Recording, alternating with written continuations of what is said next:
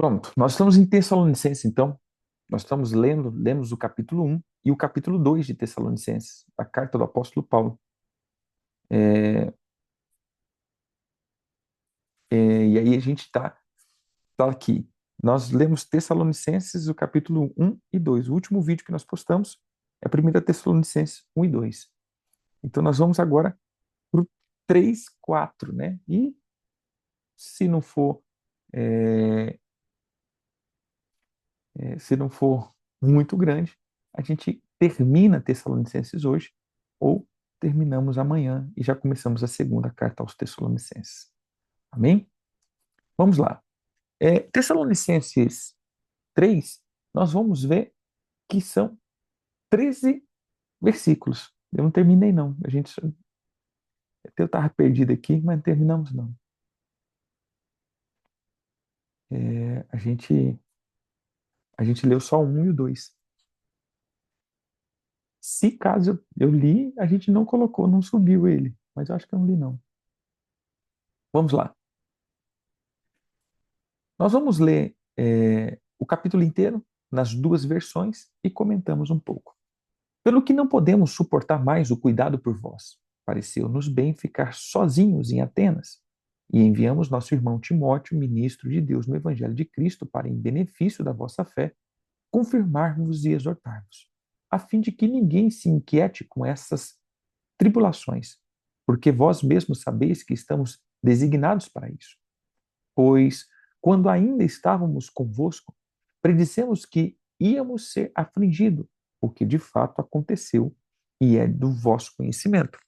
Foi por isso, já não me sendo possível continuar esperando, mandei indagar o estado da vossa fé, temendo que o tentador vos provasse e se tornasse inútil o nosso labor. Agora, porém, com o regresso de Timóteo, vindo do vosso meio, trazendo-nos boas notícias da vossa fé e do vosso amor, e ainda de que sempre guardeis grata esperança, lembrança de vós, de nós, desejamos de muito ver-nos como, aliás, também nós a vós outros. Assim, irmãos, por isso somos consolados acerca de vós, pois vossa fé, apesar de todas as nossas privações e tribulações, porque agora vivemos, se é que estáis firmados, vivemos, se é que estáis firmados no Senhor. Pois que ação de graça podemos tributar a Deus no tocante a vós outros, por toda a alegria com que nos regozijamos por vossa causa diante do nosso Deus, orando noite e dia com máximo empenho para vos pessoalmente, para vos ver pessoalmente e reparar as deficiências da vossa fé. Ora, o nosso mesmo Deus e Pai e Jesus, nosso Senhor, dirijam-nos o caminho até vós. É. E o Senhor vos faça crescer e aumentar no amor uns para com os outros e para com todos, como também nós para convosco, a fim de que seja o vosso coração firmado em santidade, isento de culpa, na presença do nosso Deus e Pai, na vida do nosso Senhor Jesus, com todos os seus santos. Vamos para abrir a mensagem e depois a gente comenta um pouco. Vamos lá. Então, quando não conseguimos mais suportar a separação e não achamos um meio de visitá-los, ficamos em Atena e enviamos Timóteo, sabendo que ele os alegraria e não que desanimassem nesse tempo difícil. Ele é irmão e companheiro na fé, homem de Deus, no trabalho de anunciar a mensagem pregando Cristo. Não que os problemas devem surpreendê-los, vocês sabem que estamos sujeitos a essas situações, que fazem parte do nosso chamado. Quando estávamos com vocês, deixamos bem claro que os problemas viriam. E agora que aconteceram, vocês sabem como é. Por isso, não pude deixar de me preocupar. Eu precisava saber por mim mesmo como vocês andavam na fé. Não queria que o tentador destruísse tudo que construímos juntos. Mas agora que Timóteo voltou, trazendo excelentes notícias sobre a fé e o amor de vocês, me sinto muito melhor. É gratificante saber que continuam pensando bem de nós e desejam nos ver tanto quanto nós queremos vê-los. Nessa circunstância tão difícil, Saber como vocês estão já nos anima. Saber que sua fé está viva, nos mantém vivos. O que poderíamos oferecer a Deus como ação de graça por toda essa alegria que experimentamos na presença dele por causa de vocês? No mínimo, orar dia e noite pedindo a graça do poder, revela-nos e faz o possível para ajudar quanto sua fé estiver em perigo. Que Deus, nosso Pai, nosso Senhor Jesus, possa abrir o caminho para vocês.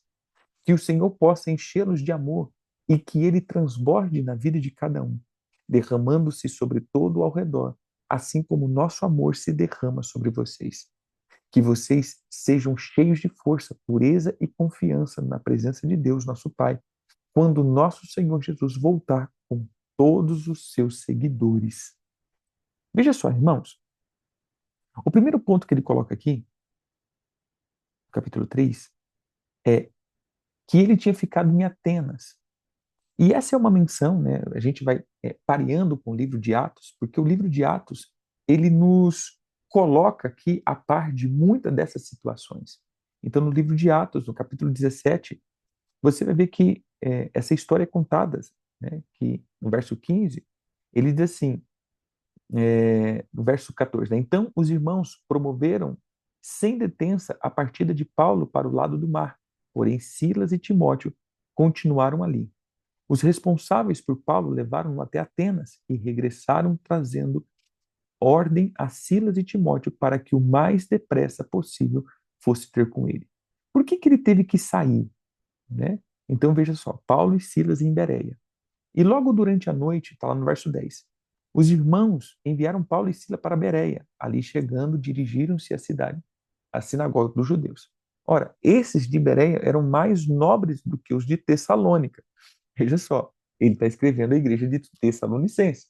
E ele estava dizendo que os bereanos, Atos 17, verso 10, eram mais nobres do que os de Tessalônica. Por que eram mais nobres do que os de Tessalônica? Vamos ler o porquê.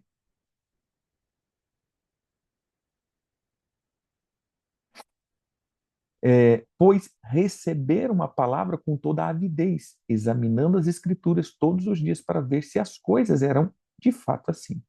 Com isso, muitos deles creram, mulheres gregas de alta posição e não poucos homens.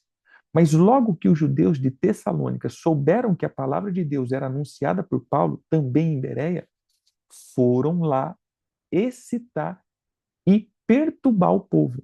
Então, os irmãos promoveram sem detença a partida do apóstolo Paulo. Então, vamos lá. Olha a situação aqui. Aqui a gente já tem uma visão um pouco mais ampla. Quando o apóstolo Paulo chega em Bereia, é Bereia? É Bereia? O que acontece aqui? Ele estava ali pregando, e por que eles eram mais nobres? O Lucas coloca aqui, né? Lucas ali estava escrevendo. Por que ele disse que era mais nobre? Porque enquanto ele ia falando, o povo ia vendo se aquilo era. Não, peraí, está aqui na Bíblia? Está aqui na Bíblia? Irmãos, isso daqui já para nós é um ensinamento. Por que é ensinamento? Porque de fato hoje, e olha que eu lido com muito povo, e às vezes a gente vai passando de lugar em lugar, as pessoas, a gente vê como as pessoas têm sido enganadas com coisas que eu falo, meu Deus do céu, como as pessoas estão sendo enganadas com isso? Vou citar um exemplo, né? Eu estava em uma das nossas, é, estava numa das nossas igrejas lá em Minas Gerais, que o Bento se converteu, e só quem conhece essa canção sabe, né? Eita Butini, daquele tempo antigo. Então vamos lá. Veja só, quando a gente vai, estava olhando ali aquela coisa toda, e uma pessoa chega e fala assim, apóstolo, só me tira uma dúvida. Eu ouvi em uma dessas escolas de uma dessas pessoas que a gente consegue agora orar por pessoas que morreram e conseguir tirar essas pessoas do inferno levando para Jesus. Ou seja, conseguimos pregar para os mortos para trazer remissão para Jesus. E, gente, como assim? Olha só, visto que Jesus é atemporal, então Jesus pode entrar no tempo e pode ir lá no inferno, pregar para essas pessoas e voltar de novo, levando-os para o céu. Ou seja, não existe mais inferno. É o purgatório dos crentes. Entende o que nós estamos vivendo aqui? E aí o apóstolo Paulo está dizendo, o Lucas, na verdade, que está escrevendo aqui, é, fala o quê? Olha, veja, essa característica deles verem, está pregando, peraí, onde está isso na Bíblia? Você entendeu? Mas esse aqui, onde está isso aqui na Bíblia? Onde está nas escrituras isso daqui? Então, os bereanos, eles iam ali, ó, mas o que aconteceu? O que aconteceu aqui? Essa característica é, deles fazerem isso chamou a atenção dos. Agora a gente vai ver o porquê que o apóstolo Paulo escreveu em Tessalônica. Chamou a atenção dos judeus que estavam tumultuando o meio de campo em Tessalônica.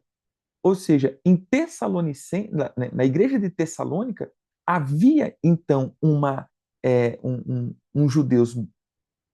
Eu vou colocar aqui, fazendo uma confusão no meio de campo, e aí eles começam a saber que estavam. Essa tela aqui, deixa ela indo e voltando, deixa, ó, ela tá andando, deixa ela. Então, ela tá usada hoje, ela tá abusada. Ela tá que nem aquele meme. Ó, se eu quiser, ó, se eu quiser. Ela tá assim. Hoje ela tá assim, né? Ó, se eu quiser desaparecer. Ó, se eu quiser ver outra coisa. Deixa ela, deixa ela. Depois a gente acerta ela. Então, veja só, é, eles estavam causando um meio de campo, um problema no meio de campo ali. E eles entraram ali, os judeus entraram, uma galera, na verdade, não é os judeus. A gente, quando fala judeus, parece que os judeus são tumultuadores. Não, era uma galera que entrou no meio da igreja e eles estavam fazendo bagunça. Veja, eles entraram no meio da igreja. Então, era uma galera que se dizia cristão, mas de fato eles causavam um tumulto no meio de campo. Então veja só, o que nós vamos o que nós vamos vendo aqui? Eles começam a ver que agora lá em Bereia o negócio estava acontecendo e eles vão lá agora causar confusão no meio de campo lá. E vão começar a criar tumulto, começar a criar intriga. E o povo falou assim: apóstolo, ó, vaza. Né? Vaza, não porque o povo está enxotando ele, mas rapaz, vai sobrar para você de novo aqui. O povo vai querer te apedrejar, o povo vai querer te sentenciar, vai querer te prender, então ó, vaza. Né? Vai embora. Vai embora para poupar a tua vida. Então veja só, o apóstolo Paulo sempre estava é, é, é, sendo encurralado de um lado para o outro por algumas coisas. Veja, eu abro um parênteses aqui, porque eu não sei se vocês têm percebido, nessas leituras que nós estamos fazendo agora das cartas de Paulo, eu estou focando, óbvio, os fundamentos que ele vai dando, mas eu estou focando a vivência da palavra na igreja. É, sabe, porque a gente tenta ver a espiritualidade só como assim, como que o apóstolo Paulo tivesse sentado na sua cadeira, escrevendo, ó, irmãos, né? Não, na verdade o apóstolo Paulo estava passando por muitos problemas, e problemas de igreja, os problemas cotidianos que todos nós passamos. É isso que eu quero que vocês entendam, problemas cotidianos, problemas corriqueiros, e ele está escrevendo cartas e no meio dessas escritas, muitas pérolas, muitos fundamentos, muita doutrina, muitas coisas preciosas vai acontecendo. Mas eu quero que você vê esses escritos como a normalidade da igreja, ou seja, aquilo que vai acontecendo na igreja. Porque às vezes a gente pensa, como eu volto a dizer, né, redundante aqui, falando de novo, parece que ele está no escritório dele, no escritório pastoral, né, filosofando. Não, o cara estava no dia a dia, na correria do dia a dia, ele estava no movimento do dia a dia, nas perseguições do dia a dia, nas calúnias que levantavam contra ele, nas coisas que se opunham contra ele, aquelas coisas todas. E isso daqui ele ia trazendo os ensinos. Então agora nós olhamos para 1 Tessalonicenses 3, nós vamos ver por que ele diz assim, olha que interessante, qual que é o foco central do terceiro capítulo? O foco central do terceiro capítulo é, irmãos, eu estava preocupado com vocês. Eu não consegui ir, porque eu tive que sair correndo. Eu falei que ia estar com vocês, mas eu não consegui ir. Mas eu enviei Timóteo, que é o cara fenomenal, um irmão poderoso, a palavra dele é boa, é afiada, a palavra top das galáxias, né? Um cara pontual. Mas eu estava preocupado com vocês. Por que eu estava preocupado? Olha que interessante. Na Bíblia, é, a mensagem ele elucida mais claro. Ah, verso 3 ao 5.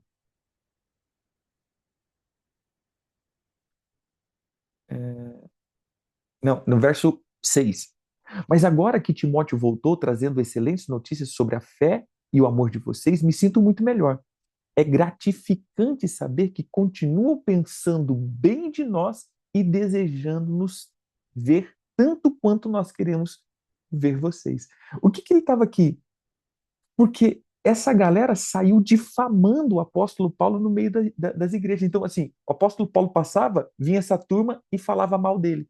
O apóstolo Paulo passava, vinha uma turma e falava mal dele. Então, aonde o apóstolo Paulo passava edificando, essa galerinha passava destruindo. E aí o apóstolo assim, os caras tiveram lá, meu irmão, meu Deus do céu. Aí o apóstolo Paulo manda, meu Deus, esse povo deve estar me odiando, esse povo deve estar pensando um monte de coisa de mim, esse povo se entende que é as coisas corriqueiras que a gente vai vendo dia após dia no meio da igreja. E aí Timóteo volta, fala assim, rapaz, o povo não, o povo lá tá firme, cara, o povo tá bem, o povo tá legal, eles continuam ainda firme na palavra, eles continuam bem, eles continuam ainda firmados, eles ainda ouvem a tua voz. Aí o apóstolo fala, ufa, né? Que bom que vocês não foram contaminados, que bom que vocês ainda permanecem firmes. Aonde eu quero chegar com esses versículos aqui? Irmãos, a estratégia de Satanás sempre vai ser a mesma. Sempre. É tão interessante que parece que casa, né? Qual é a palavra do terceiro dia que nós estávamos orando? Entendimento. E olha que o apóstolo Paulo estava se alegrando, porque o povo teve entendimento. Houve entendimento da parte do povo, de saber discernir as coisas, as conversas. Porque o que acontece? Pela falta de entendimento, nós somos roubados. E eu posso colocar isso aqui como um fundamento. Irmãos, ele diz assim: das tribulações. Que bom que vocês conseguiram suportar as tribulações, como eu já tinha falado para vocês.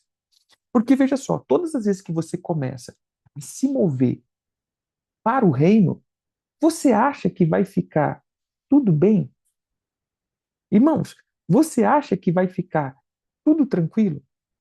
Você acha que o diabo vai falar assim: ah, ó, ele está sendo liberto, ó, ele está me batendo, ó, eu vou ter que sair em retirada? Você acha que ele vai fazer isso? É óbvio que não. Quanto mais você mergulha em coisas profundas, é óbvio que mais o inimigo vai tentar distrair a tua atenção. E isso é o que nós mais vemos.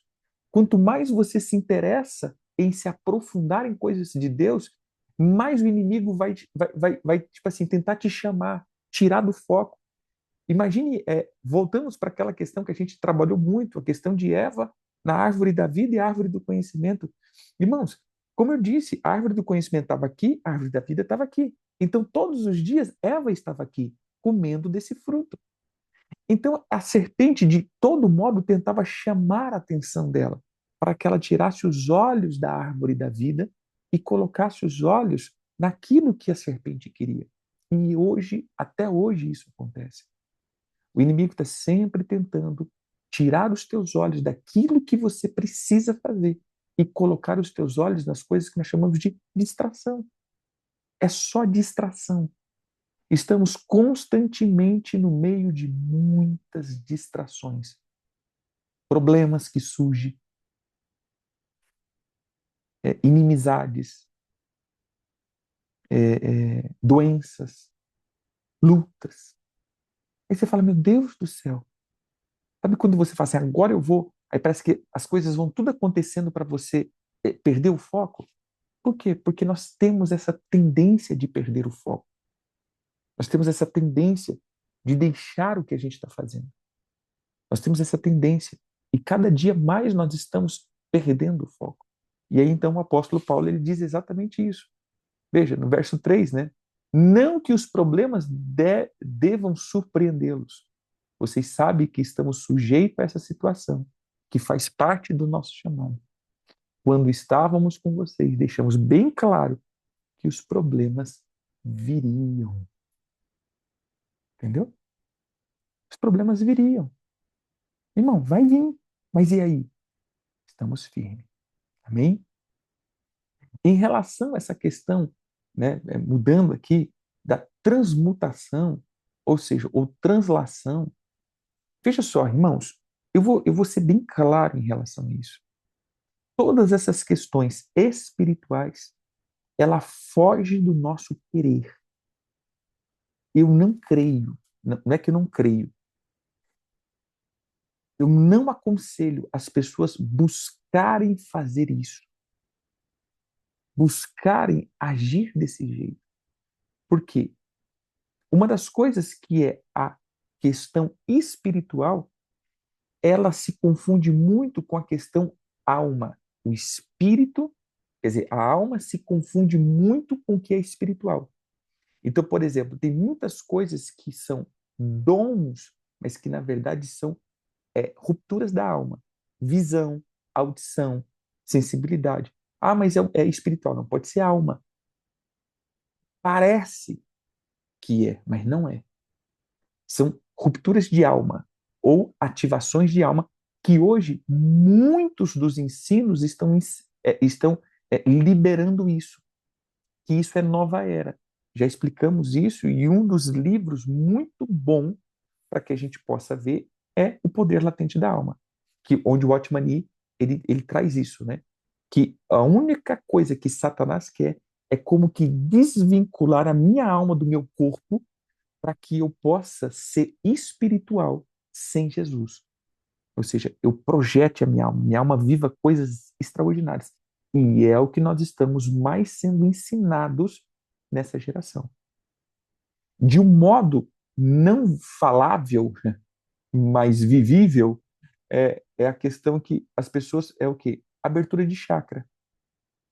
As pessoas estão abrindo os chamados chakras, que são rupturas da alma, para poder ter experiência com Deus. Mas que nunca terão experiência com Deus, terão experiência com o invisível, terão experiência com o, o transcendental. Então, o que acontece? Se eu estou conseguindo fazer por vontade translação, isso não é translação, isso é projeção astral, projeção de alma. O que eu creio que é translação? Eu estou aqui, de repente o Senhor me toma e eu vou para um lugar. Ou seja, não parte da minha vontade. O Senhor me toma e é visível, não é anjo. Veja só, queridos, nós não temos relatos na Bíblia do anjo, mas nós temos o relato do Senhor. E o Senhor me pegou. O Senhor, a gente vai vendo que é uma expressão do próprio Deus abrindo uma ruptura, levando e trazendo.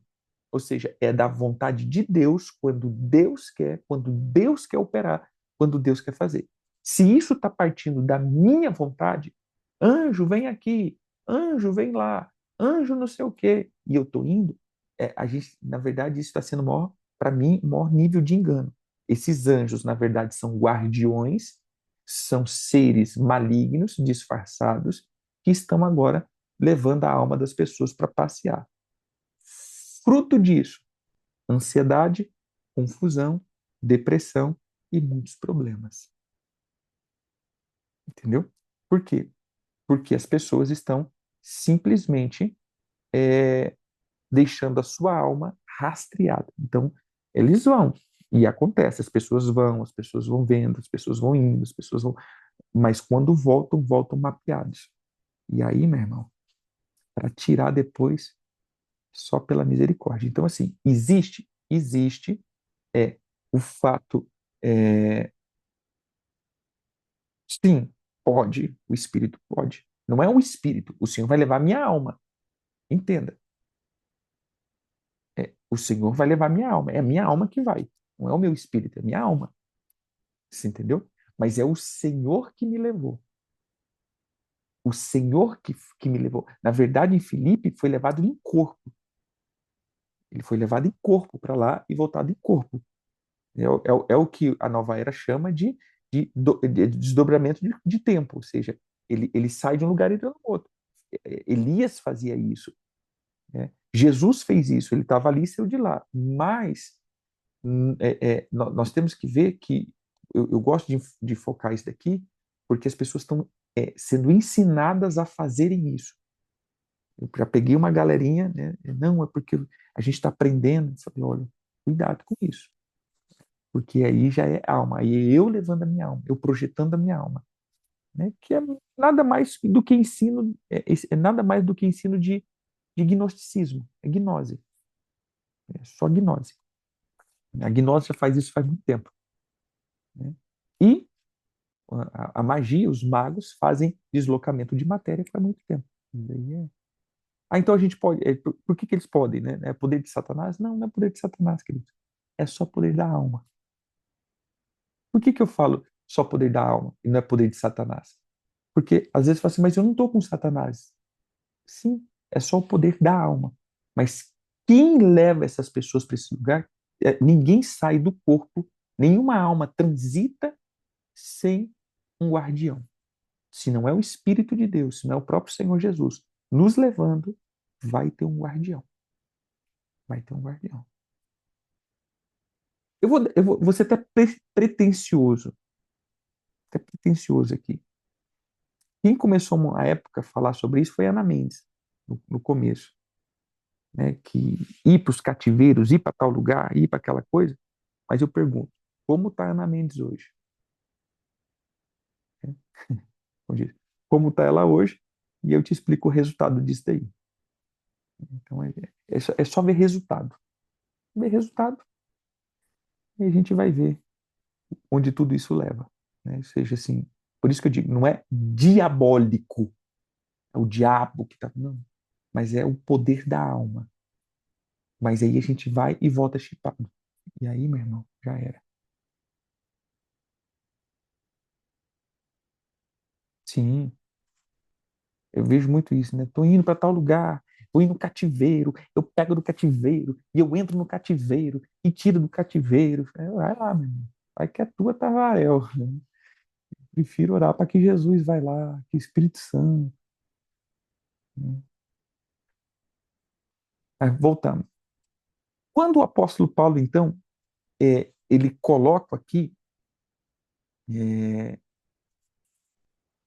quando o apóstolo Paulo, então, ele coloca essa característica, ele está falando para os Tessalonicenses, né, dos problemas que eles estavam enfrentando, ou seja, da turma que estava causando tumulto, de alguns que estavam causando tumulto. E ele estava preocupado com os Tessalonicenses. E aí, ele vai dizendo aqui acerca disso. Mas no verso 11 ao 13, ele diz que Deus, nosso Pai, nosso Senhor Jesus, possa abrir o caminho para vocês. Que o Senhor possa enchê-los de amor e que ele transborde na vida de cada um, derramando-se sobre todo ao redor, assim como no nosso amor se derrama sobre vocês. Que vocês sejam cheios de força, pureza, confiança na presença de Deus, nosso Pai, quando o nosso Senhor Jesus voltar com todos os seus seguidores. Veja só, o que o apóstolo Paulo agora estava fazendo, né? Aqui, uma outra característica, né? Confrontando uma outra doutrina que tem se levantado, que Jesus não vai voltar. E aqui a gente já vê mais uma característica, né? O próprio Senhor, o próprio apóstolo Paulo falando, olha, fiquem firmes, Irmãos, esse aqui eu vou colocar como doutrina. É um fundamento bíblico, uma doutrina bíblica. A volta de Jesus é uma doutrina bíblica. E se a gente ouvir qualquer coisa que vá contra essa doutrina, eu digo que é antibíblico.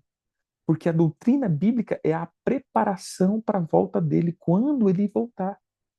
Então, a volta de Jesus é a maior expectativa do cristão vivo. Porque o cristão morto é o encontro com ele. Mas o cristão vivo é a vinda dele. Então, nós que estamos vivos, a nossa expectativa é a ressurreição, é a vinda dele. E se nós morrermos antes dele vir, é estarmos prontos para o dia do galardão, o dia da prestação de conta. Mas não é a prestação de conta que nos leva para o céu ou para o inferno. É a prestação de conta que nos faz ser galardoado, que é um outro tipo de prestação de conta.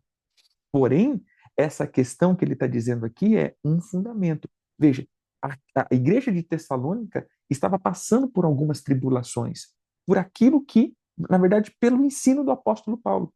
E as pessoas estavam perseguindo a igreja e perseguindo Paulo dentro da igreja. E aí, então, o apóstolo Paulo diz: olha, permaneçam firmes, nós amamos vocês. Né? Se alguma coisa está sendo falada contra isso, não é nós que estamos falando. E se alguma coisa está sendo quebrada aí, não vem de nós isso. Mas uma coisa eu digo, permaneçam firmes. Irmãos, isso daqui, eu vou dizer, isso daqui é tão atual. Eu posso dizer, foi escrito, vamos colocar aqui, né? Vamos arredondar, eu sei que não é, mas há 2000 anos atrás, mas é tão atual. Por quê? Porque, queridos, nós estamos esperando Jesus. Então eu posso hoje falar isso para você. Que o Senhor possa abrir o teu caminho. Que o Senhor possa te encher de amor. Que o Senhor possa derramar sobre você e ao seu derredor um amor profundo. Para quê? Para que você seja cheio de força, cheio de pureza, cheio de confiança e que você possa estar pronto quando o nosso Senhor Jesus voltar com todos os seus santos. Era isso que o apóstolo Paulo estava falando. Gente, que vocês possam estar firmes, que ele derrame sobre vocês esse amor. Permaneça, igreja. Está sendo tribulado, não tem problema. Permaneça, igreja. Permaneça. Não se deixem ser abalados. Não se deixem ser contaminados. Permaneça nesse amor profundo. Era isso que o apóstolo Paulo estava falando. Acho tão bacana, né? Esse cuidado apostólico, mas mais do que apostólico, é um cuidado paternal que ele tem. Dizendo, olha, que o amor do Pai derrame sobre vocês e que de fato seja derramado como o meu amor também é derramado sobre vocês. Por que você viu que em 1 Coríntios, 2 Coríntios e agora em Tessalônica, é a terceira carta que a gente está vendo para a igreja, o apóstolo Paulo sempre firma isso. Ele sempre vai falar o meu amor por vocês, o meu amor por vocês, o meu amor por vocês. Gente, eu amo vocês. Eu quero estar com vocês. Eu quero visitar vocês. Por que o apóstolo Paulo tem que estar sempre reafirmando isso? Porque toda vez é assim, o apóstolo vinha, quando ele ia embora, tinha uma turma que causava contenda no meio e falando, e caluniando, e falando. Aí o apóstolo tinha que escrever, gente, não, não é isso, eu amo vocês, pelo amor de Deus, né? Eu amo vocês. E aí ele vai sempre falando, você vai reparar que toda a carta o apóstolo Paulo está falando a mesma coisa. Gente, que o amor seja colocado aí. Não é só uma expressão romântica, não, é muito mais do que isso. É para afirmar essa condição paternal sobre os filhos que eles estavam deixando. Por quê? Preste atenção, não é que nem hoje, que a gente tem WhatsApp, tem vídeo, ó, um tá não sei na onde, outro tá não sei na onde, a gente se reúne e vai conversar. Irmãos, imagine como era na época. Primeiro, para você escrever uma carta, você tinha que ter muito dinheiro. Muito dinheiro para o papiro. Dois, muito dinheiro para o correio. Três, muito dinheiro para saber ler e escrever. Então, veja só, era muito caro. O WhatsApp da época era muito caro. O e-mail da época era muito caro. Então, o que nós vamos ver aqui? Que essa característica era difícil essas comunicações. Então, o apóstolo passava 1 ano, 2 anos, 3 anos sem ver as pessoas. Então, ele só tinha notícia. do que estava acontecendo, do bombardeio das coisas, mas também das coisas boas. Então, mais uma vez, né, a gente diz que ele termina aqui o capítulo 3 se alegrando pela notícia. Então, ele está escrevendo, né? Olha, muito bom. Timóteo foi, teve com vocês, voltou com boas notícias, que vocês estão bem, que vocês não estão com a cabeça virada, que vocês estão firmes. Que bom, que bom. Eu não consegui ir, tive em Bereia, tive que sair correndo mais uma vez, né? Mais uma vez tive que sair correndo, mas fico muito feliz que vocês ainda estão firmes, que vocês estão firmes na caminhada. Capítulo 4. Capítulo 4 nós temos então 18 versículos, dividido em duas porções. Então nós vamos ver do capítulo 1 ao 11 e depois o restante.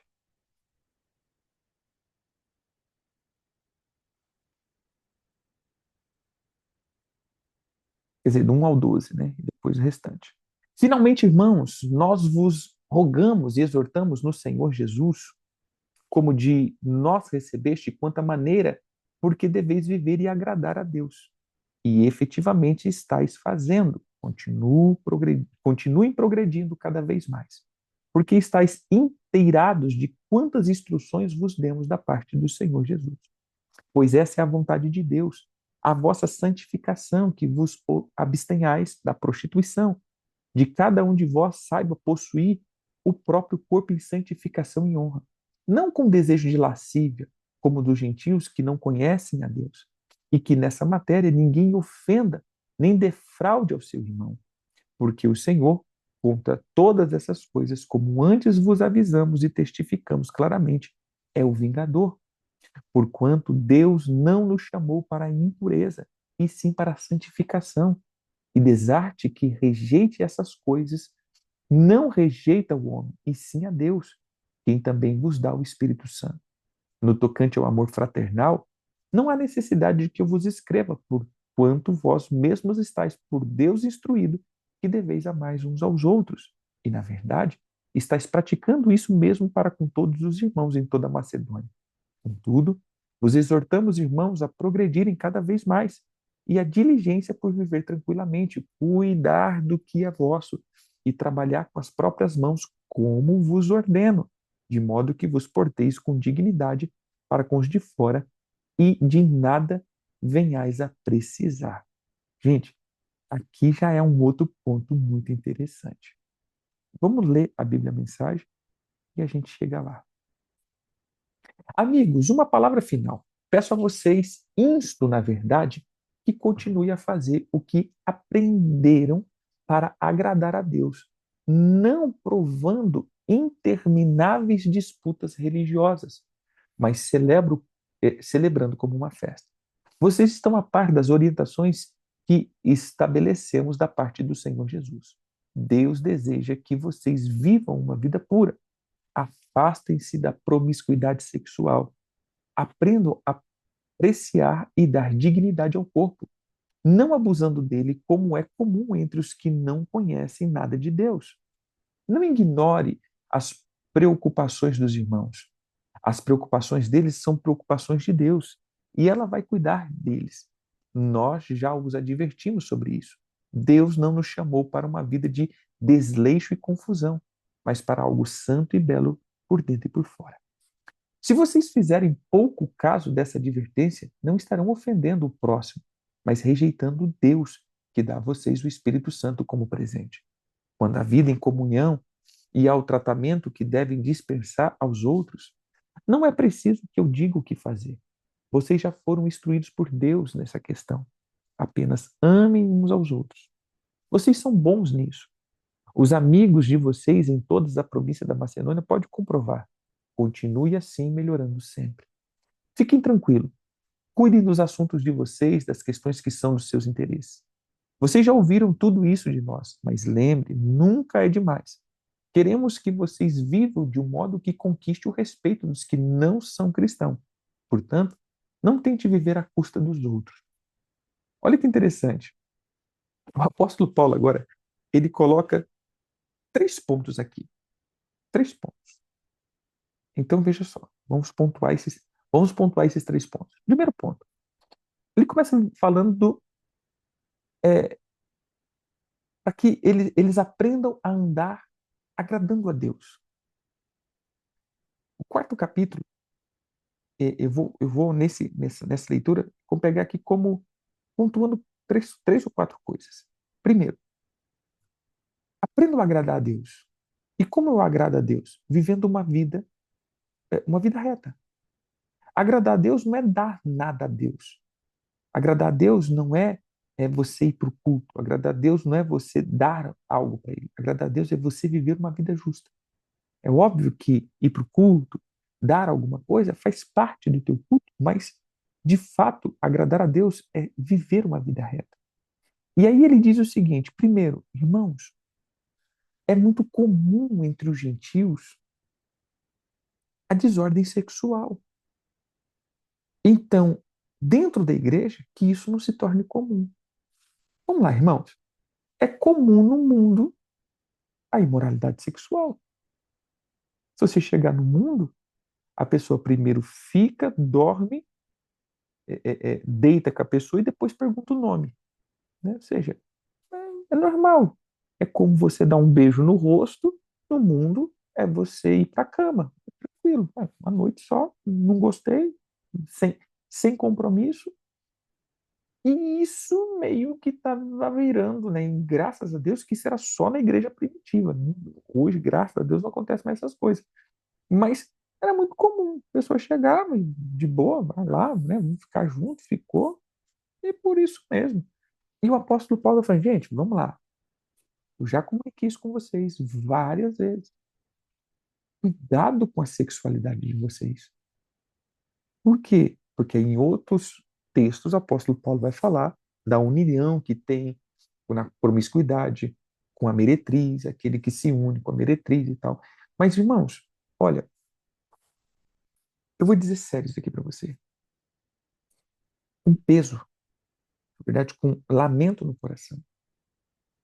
Se eu for pegar em índices, não tem como eu dizer assim, preciso, mas eu me arrisco a dizer que hoje mais de 70% dos crentes estão na pornografia.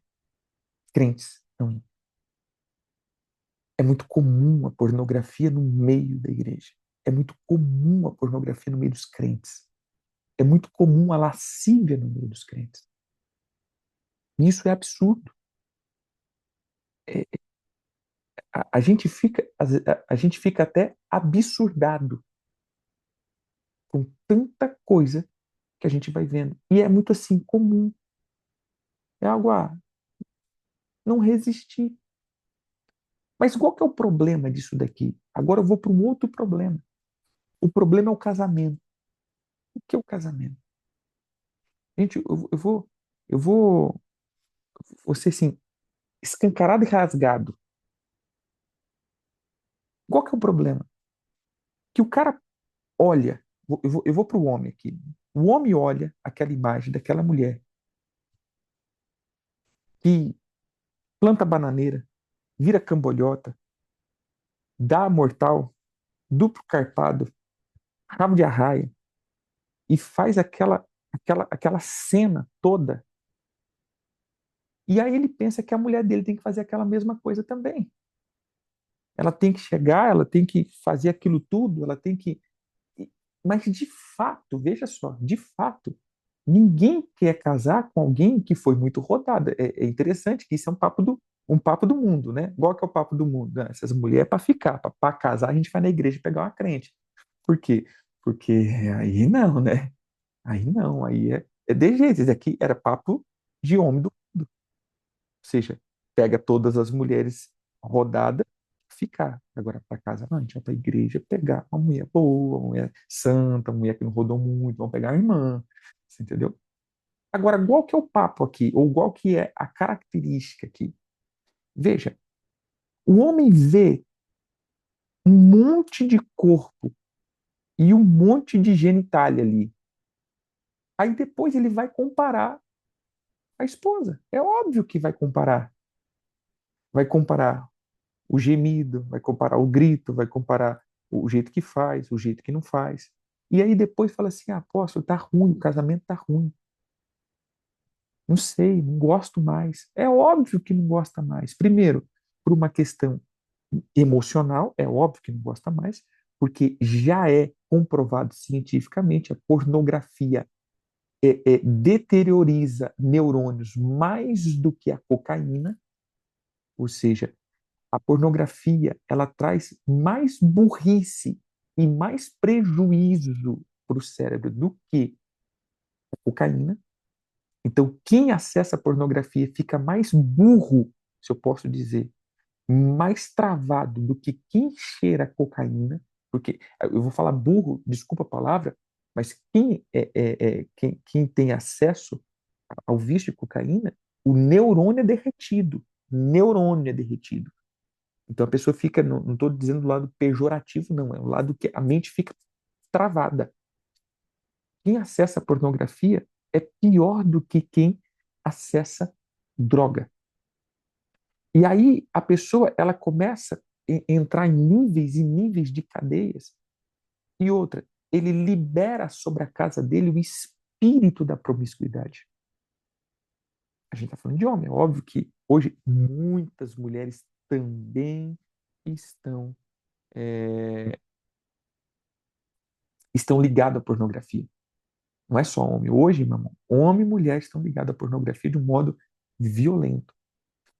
Então veja aqui, irmãos e irmãs, o apóstolo Paulo está nos orientando a manter a santidade nisso.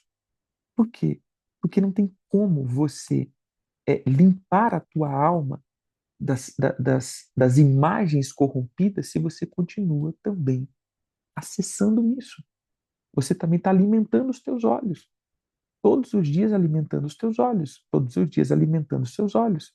Todos os dias nutrindo os desejos. E aí fala assim, nossa, mas eu não consigo, eu não venço os pensamentos. É óbvio, a gente está sempre alimentando, dando comida à nossa alma a esse respeito. E, infelizmente, a igreja muito estão metido nessa área da pornografia. E sabe o que eu tenho percebido? É que não está mais trazendo nenhum tipo de acusação. Ah, eu sou homem. Ah, eu sou mulher. Eu tenho desejo. Ah, o meu marido e minha esposa não me satisfaz. Gente, ouvir isso de um crente é terrível. Ah, não, porque meu marido, meu marido ou minha esposa não me satisfaz.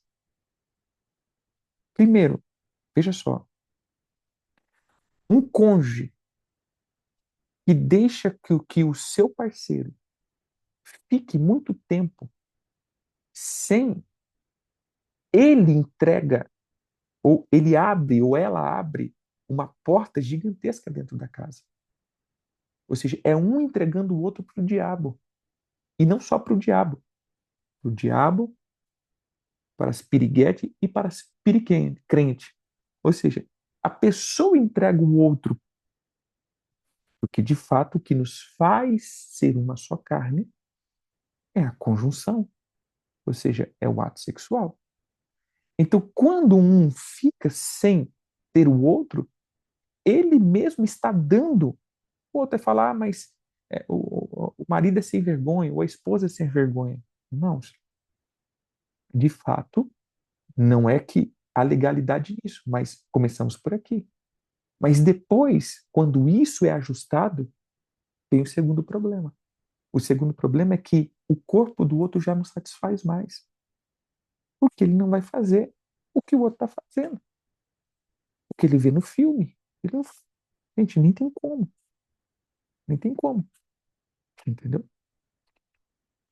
Sim, mas olha, hoje o índice de mulher metido nisso é muito grande, porque os aparelhos hoje de satisfação é muito grande.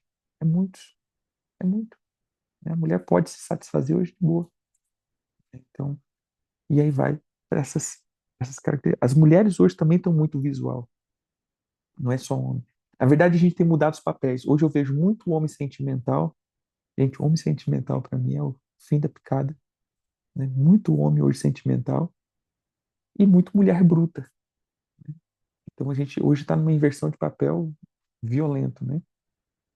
A homem sentimental para mim é difícil. Mas vamos lá. Entende que o apóstolo Paulo está chamando aqui? Ele está dizendo, gente, não leve isso como normal. Mantenha a pureza sexual, porque essa é a primeira porta onde o diabo ele vai vir destruindo com tudo. E é sutil. A pessoa vai esfriando, vai esfriando, vai esfriando, vai esfriando, vai virando carnal, carnal, para que ele já desviou dentro da igreja. É muito comum isso. A pessoa está ali, aí ela vai para a imoralidade. Não, isso é o maior nível de imoralidade. Isso é uma cadeia violenta. E outra, não é só uma cadeia violenta, é um adultério. Concorda comigo? É um adultério virtual. Porque, querendo ou não, eu estou ali, né, chamando outra pessoa, estou vendo outra pessoa. É uma coisa eu pegar aqui, tirar a roupa e começar, né? Um tirou a roupa de um lado, é um adultério. Por quê? Porque eu estou ali, só não tem comunicação, mas tem todo o procedimento.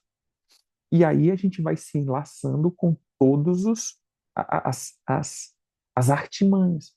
Então a gente vem com o adultério, todo adultério traz morte. Lembre-se, o adultério gera morte. Então a pessoa vai morrendo, as coisas vão morrendo, nada vai dando certo. Aí começam as brigas dentro de casa. Por que que começam as brigas dentro de casa? É óbvio, porque espíritos de destruição familiar já foram liberados para agir dentro de casa. Altares de promiscuidade começam sendo levantados na geração. Aí você vai ver os filhos caindo nisso, os netos caindo nisso. Gente, é uma rede violenta. E por último, a economia. Porque, querendo ou não, todo mundo paga a internet. Então, o que que vai fazer?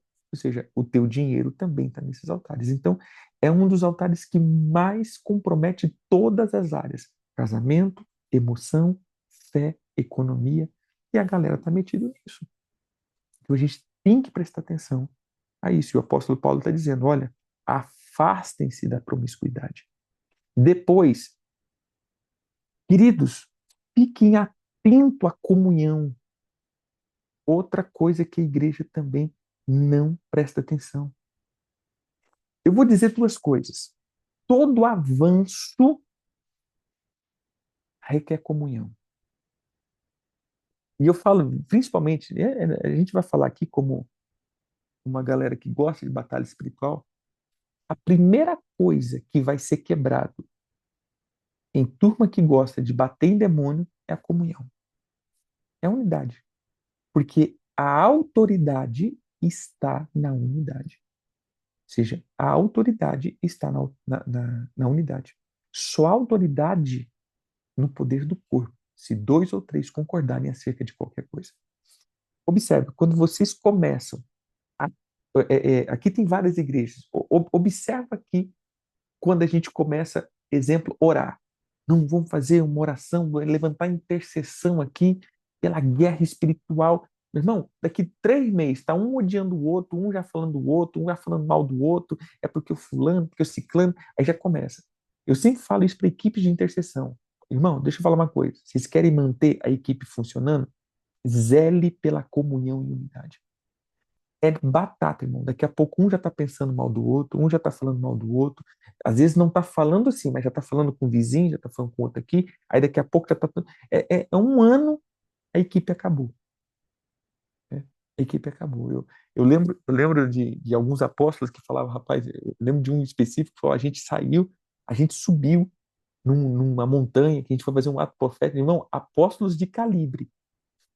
A gente foi bater não sei na onde, no principado territorial, lá não sei no Egito, não sei na onde, foi bater. A hora que voltou, ninguém conversava com ninguém mais. Não, subiu, amigo, voltou inimigo, foi conversar daqui 1 ano. Por quê? Porque é a única coisa que a gente vai ver e acaba com a nossa força. Porque a gente está focado no diabo. Daqui a pouco a gente está focado em bater no irmão. E aí tá um batendo no outro, um tá batendo no outro, um tá batendo no outro, e a gente para de bater no diabo. Pronto. Entendeu?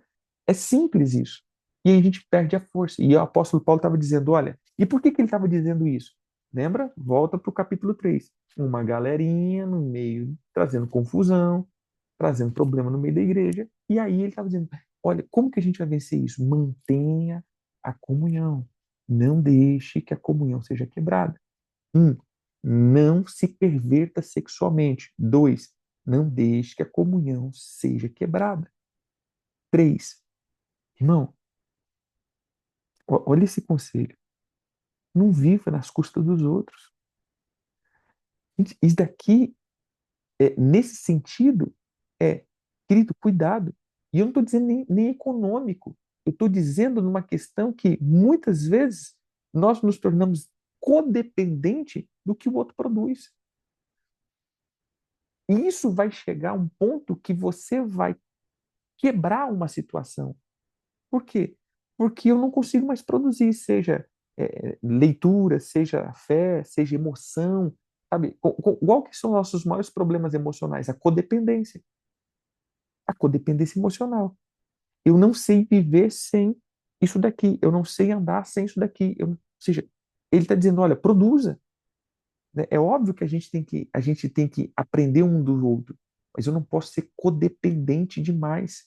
Eu preciso me sustentar. E aí a gente vai em todos os níveis. O apóstolo Paulo falando, e por que que eu estou dizendo isso? Agora volta para a igreja aqui. O que que era viver em comunhão? Olha o que ele estava dizendo. Agora você vai viver em comunhão, mas como que você vai viver em comunhão? Então, entenda, esse viver em comunhão aqui também traz um outro ponto. É, eu vou colocar aqui, né? Eu sempre brinco, né, eu sempre ando em bando, então entenda. Você chega num lugar, aí só um faz uma coisa. Aí a gente chega em outro lugar, aí só um cuida da outra coisa. Vai chegando um momento que isso vai cansando. E aí vai tendo as brigas, vai tendo todos os problemas, vai tendo todas as confusões. E aí vai gerar o quê? Vai gerar a falta de comunhão. Então, o viver a igreja é um desafio. O viver em comunhão é um desafio. Então, o apóstolo Paulo, no capítulo 4, ele está chamando a atenção para isso. Primeiro, irmãos, entenda aqui, permaneçam firmes e santos. Pureza. Dois, cuidem dos relacionamentos, porque é a porta de entrada para a destruição. Terceiro, cuide da tua produtividade. Seja proativo. Se você está no meio, se você está no grupo, seja proativo. Não fique esperando as pessoas pedirem para você fazer. Esteja sempre disponível. Esteja sempre disponível. Eu, a gente estava andando, né? Tava com uma turma. Aí eu tenho meus tiques, né? Aí a pessoa fazendo assim e chutando lixo, né? Eu vi um lixo no chão, chutando lixo assim. E passou, falou, meu irmão, você chutou o lixo, você não pegou? Olha lá, pega lá o lixo, pega aqui. Ou seja, seja proativo, cara. Não seja desligado. Fique vendo o que está acontecendo à tua volta. Por quê? Porque isso aqui a gente vai precisar fazer algo. Ou seja, imagine, se você cuida de uma área, eu cuido de uma área, outro cuida de uma área, então peraí, seja proativo. O ser proativo vai fazer com que comunhão estabeleça. Então são três coisas que o apóstolo Paulo nos ensina aqui para manter a igreja funcionando. Porque a igreja é uma grande família. Observe uma igreja local, é uma família. E se você parar para pensar, os problemas que a gente tem na igreja é os problemas que a gente tem na família. Já parou para pensar nisso? Observa os problemas que você já teve na tua igreja, se você não teve na tua casa, na tua família. Você teve igualzinho. Por quê? Porque a igreja é uma família, é um ajuntamento de gente que está ali buscando algo, como uma família. Não se difere de família. Então, por isso que a gente precisa ser sempre proativo.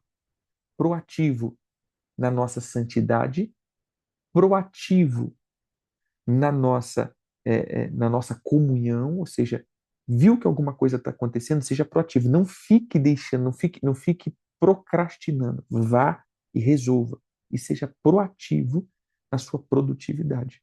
Seja proativo. Verso 13 ao 18. Quanto à pergunta a respeito dos que já estão mortos, agora o apóstolo Paulo vai dar uma doutrina. Quanto à pergunta a respeito dos que já estão mortos, não queremos que vocês continuem na ignorância. Para começar, vocês não devem pensar como pessoas que não têm esperança, como se a sepultura fosse o fim da linha. Uma vez que Jesus morreu e venceu a morte, Deus, sem dúvida, trará de volta à vida os que morreram em Jesus. Então, é o seguinte: podemos dizer com absoluta confiança, temos a orientação do Senhor, e quando o Senhor voltar para nos levar, aqueles que de nós que ainda estivermos vivos não vão deixar os mortos para trás.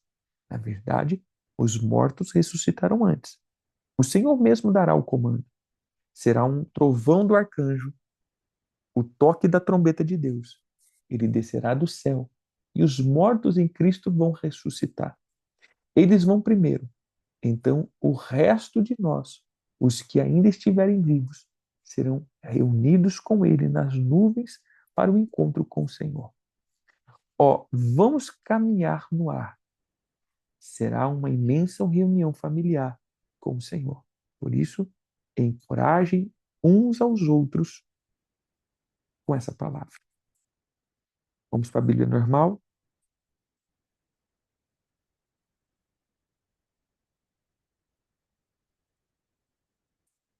Não queremos, porém, irmãos, que sejais ignorantes com respeito ao que dormem, para não vos entristecerdes com os demais, que não têm esperança. Pois se cremos que Jesus morreu e ressuscitou, assim também Deus, mediante Jesus, trará em sua companhia os que dormem. Ora, ainda vos declaramos por palavra do Senhor isto, nós, os vivos, os que ficamos até a vinda do Senhor, de modo algum, precederemos os que dormem.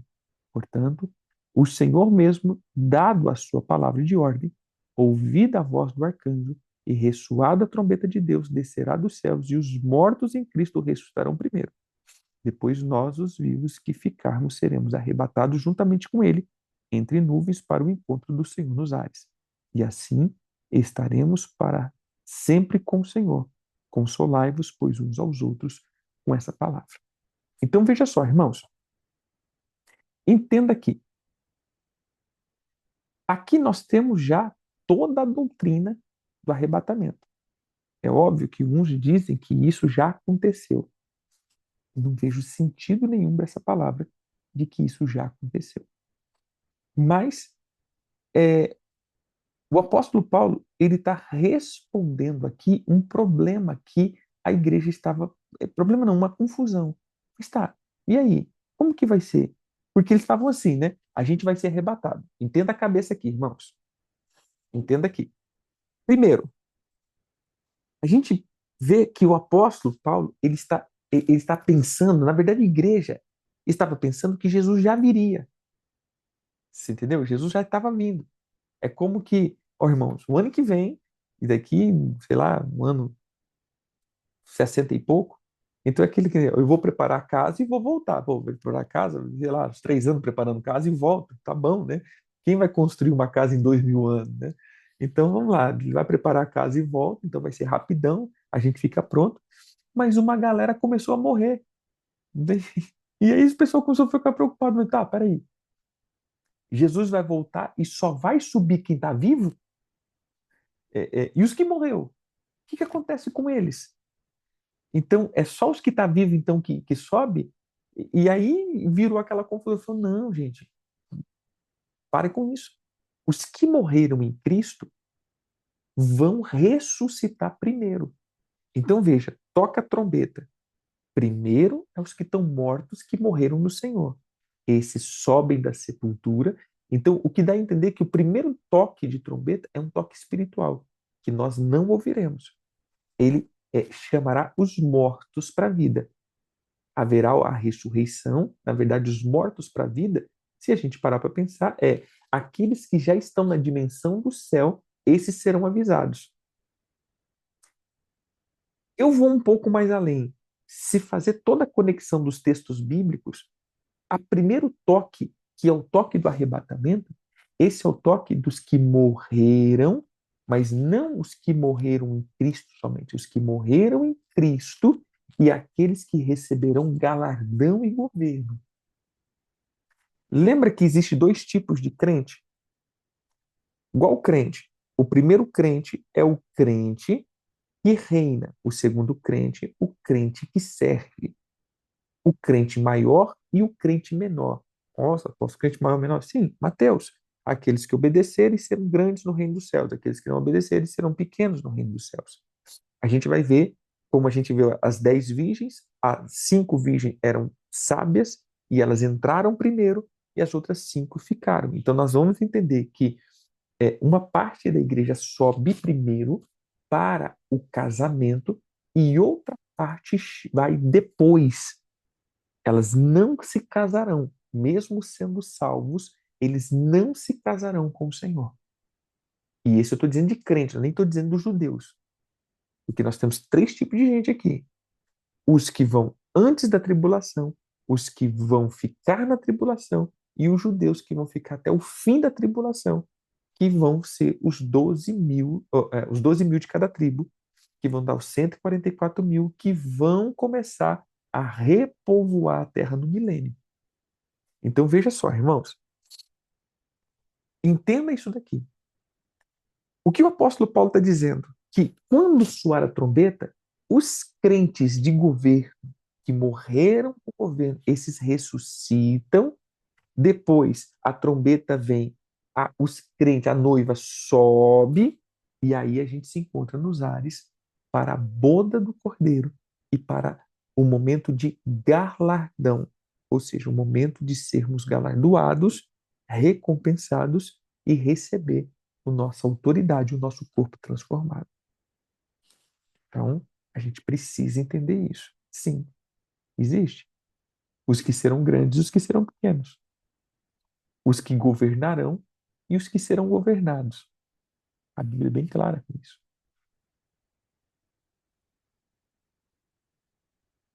Amém? Entenderam, queridos? Então, havia essa confusão no meio da igreja. E o apóstolo Paulo estava resolvendo. Por quê? O pessoal estava morrendo. E... Não, eu não creio que é figurativo. É 12 mil de cada tribo. Por quê? Irmãos, entenda, isso não tem nada a ver com crente. Entenda a figura aqui. Quando chegar, quando chegar a tribulação, muitos judeus entrou no meio da igreja, que subiu, muitos judeus entrou no meio da igreja que ficou, mas que morreu por Cristo, e muitos judeus se misturou no meio como no meio do povo. Então, o final, os que vão ficar na batalha do Armagedon, a Bíblia diz que é 144 mil selados. E esses vão repovoar a terra de novo por 1000 anos. São esses que vão reconstruir a terra, né, junto com Jesus, no governo milenar dele. Os que reinam, uns dormem. Imagine uma pessoa que foi fiel ao Senhor, trabalhou, morreu. Ele vai reinar. Aquele que morreu crente, ele está no céu, mas ele não vai reinar. Ele era um crente Raimundo, né? Um crente meia boca. Então, o crente bolo. Né? Nós vamos chegar no livro de Apocalipse, então a gente vai falar um pouquinho sobre isso. Então, veja só. É, é, a gente vai entender que esses que morreram como como reis e sacerdotes, esses daí subirão primeiro, depois os que estão vivos, que estão no reino, subirão depois no arrebatamento. Né? Então aí a gente vai isso. Mas a gente vai ver a Nova Jerusalém depois do milênio. Então entenda, irmãos, esse negócio que o mundo vai acabar, isso não existe. Até porque ainda a gente tem toda a questão escatológica e também tem mais 1000 anos. Ou seja, quando houver o arrebatamento, ainda vai ter mais 1000 anos para frente. 1000 anos de vida terrena mesmo, de vida terrena. Mas vida terrena de quem? Dos judeus, 144 mil, de Jesus e aqueles que estavam com Cristo, que descerão com ele para reinar. A gente explica isso depois. Amém? A gente vai deixar para o capítulo 5 amanhã. Amanhã a gente começa o capítulo 5 e 2 Tessalonicenses. E a gente a gente segue a caminhada. Bem, queridos?